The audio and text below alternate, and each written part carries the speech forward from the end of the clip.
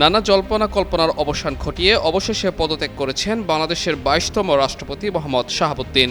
শুক্রবার বিকেলে speaker Mohammad Hafizuddin আহমদের কাছে পদত্যাগপত্র জমা দেন তিনি। রাষ্ট্রপতি হিসেবে তার মেয়াদ ২০২৮ সালের এপ্রিলে শেষ হওয়ার কথা ছিল। এর আগে গত কয়েকদিন ধরেই চলছিল শাহাবুদ্দিনের পদত্যাগের গুঞ্জন। শারীরিক অসুস্থতাকে পদত্যাগের কারণ হিসেবে উল্লেখ করে তিনি পদত্যাগ করবেন এমনটি শোনা যাচ্ছিল। শাহাবুদ্দিন নিজেই তার ঘনিষ্ঠদের জানিয়েছিলেন তাকে আর চাচ্ছে না বিএনপি। দুদিন আগে নিজেই তিনি অধস্তন কর্মকর্তাদের বঙ্গভবন ছেড়ে যেতে মৌখিকভাবে নির্দেশনা দেন। এর আগে চলতি বছরের মে মাসে চিকিৎসার জন্য লন্ডনে গিয়েছিলেন মোহাম্মদ শাহাবুদ্দিন। গুঞ্জন রয়েছে, লন্ডনে অবস্থানকালে অতি গোপনীয়তা রক্ষা করে ভারতে অবস্থানরত পলাতক শেখ হাসিনার সঙ্গে ফোনালাপ করেছিলেন তিনি। 18 মে দেশে ফেরার পর একাধিক গোয়েন্দা সংস্থা এ তথ্য উদ্ঘাটন করে।